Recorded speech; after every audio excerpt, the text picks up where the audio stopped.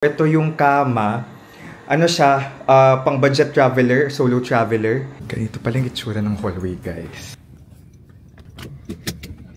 Hello guys! Kumusta kayong lahat? This is Dave, the Puripo Traveler, at nandito tayo ngayon sa New York City and it's our last day. Actually guys, magpa 5 AM na, so kailangan natin umalis. Pero gusto ko lang i-share sa inyo yung accommodation natin. It's in the heart of Manhattan, this lodging. So this is called West Side YMCA, tama ba? West Side YMCA, tama. West Side YMCA. By heart of Manhattan, meaning mga 1-minute walk, nasa Central Park na tayo. And then gusto ko lang i-share sa inyo, kapag magbubuk kayo sa Agoda, meron na tayong promo code guys na pwede nyong magamit. Tapos pwede kayong maka 10% discount. I-comment ko sa baba yung link ng ating accommodation. Alright? So yung book ko dito guys, alam nyo ba kung magkano?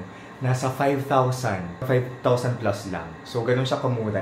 Given na it's in Manhattan, kasi yung mga accommodation dito sa Manhattan, yung Manhattan is the center of New York.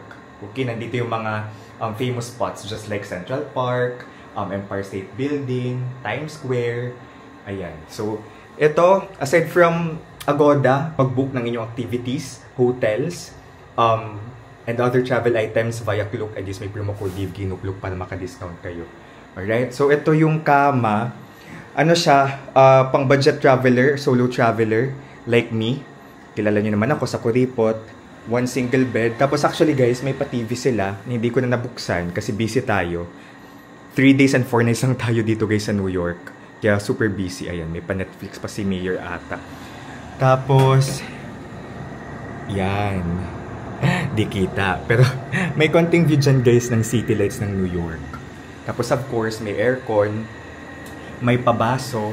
Wala lang tsinelas guys. Okay? Wala lang tsinelas. Kaya nagdala tayong sarili nating tsinelas. Ito may pa-vault. Tapos merong towel. May chair din sila guys. Tapos yung saksakan pala dito sa US, same sa saksakan naman sa Pinas. Meron silang dalawang saksakan dito. Okay? Tapos of course, may basurahan. Ganito pala yung itsura ng hallway guys. And meron sila ditong vending machine kung kayo guys ay nagugutom or nauuhaw. Pero meron naman silang dispenser ng tubig. So libre yun. And then yung CR, it's a common CR guys.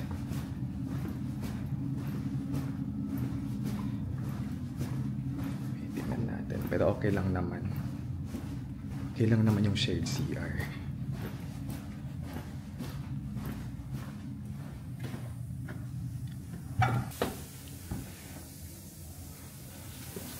May urinal dyan. 10th floor tayo guys at may elevator naman. Tara.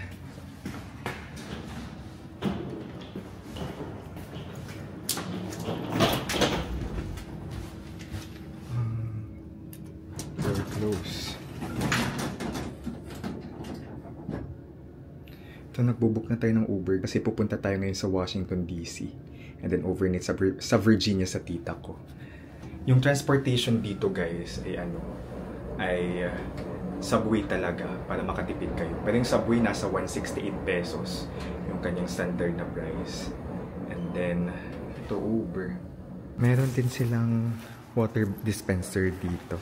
Saan tayo laging kumukuha ng tubig. Alright, let's go! Ito siya guys, 63rd Street.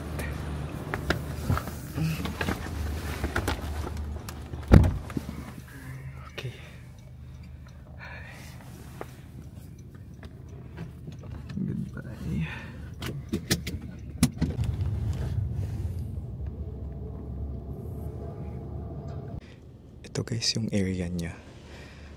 As in, pero mga close yung mga establishments ngayon. It sleeps. This is the city that still sleeps. Char. Share ko lang pala aside from 5,000 plus, nagbayad din tayo ng $40 na tax. Okay.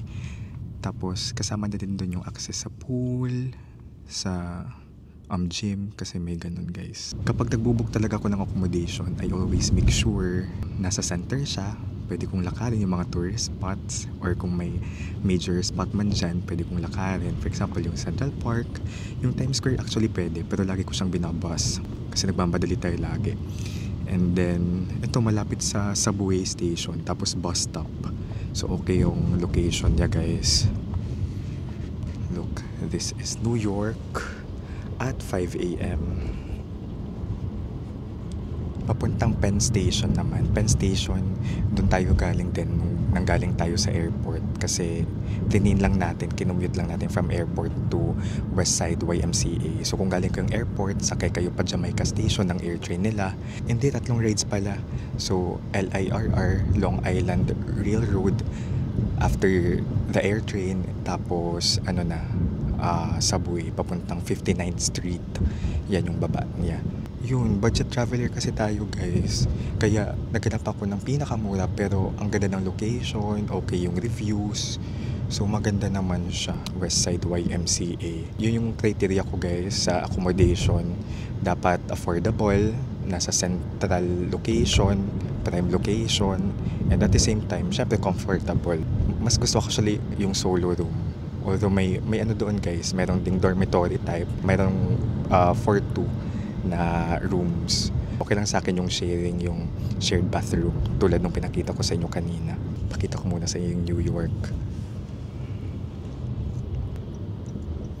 Ganito siya at 5 a.m.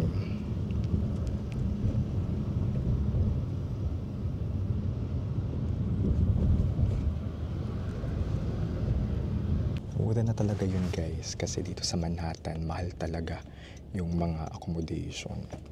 Like, mura na nga din yung mga 10,000 accommodation eh. So usually 10 to 15k or 20k, depende din sa location dito sa Manhattan. Kayo guys, kapag naghanap kayo ng accommodation, ano yung style nyo? Kung ako sa Agoda, yung una kong finifilter yung prices from lowest to highest. Alright, sa Agoda. Okay, price muna, then rating, then reviews. Ganyan ako tumingin ng room sa Agoda. Okay? So yun, very quick lang yung vlog, diba? Sayang di natin na-access yung pool or gym. Pero sino mag-access ng pool ngayon ng lamig-lamig unless indoor pool siya? Pero baka nga indoor pool. So yung Westside YMCA, that's a gem for solo budget traveler like me. And guys, kayo kailan na kayo mag-New York? Char, anong next destination nyo guys? Saan kayo mga ibang bansa? Sana marating nyo din yung New York guys. Ang layo-layo. But I hope one day marating nyo siya. Gulo-gulo pa yung buhok ko. So this is Dave guys, the Kuripot Traveler. Thanks for watching this short vlog on our accommodation. Let's live our best lives. Bye-bye. Our first morning in New York. Look at the view, the New York skyline. So, nasa Manhattan tayo guys at hindi pa tayo nakakatulog because the jet lag. The jet lag is giving. Pero wow! Tingnan nyo naman yung view from our room. Ah, surreal. Surreal! Ganda. Budget hotel lang to, pero tingnan nyo naman.